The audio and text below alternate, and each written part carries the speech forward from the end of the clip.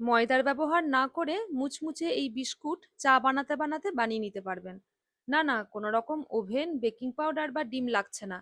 প্রথমে 3/4 কাপ ঠান্ডা দুধের সাথে হাফ কাপ চিনি ভালো করে মিশিয়ে আলাদা করে সরিয়ে রেখেছি।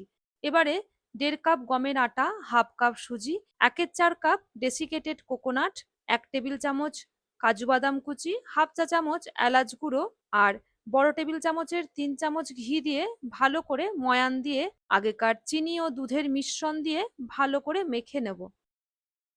10 মিনিটের জন্য ঢেকে রেখে দিয়ে 10 মিনিট পর এগুলোকে লম্বা লম্বা করে লেচির আকারে গড়ে নেব।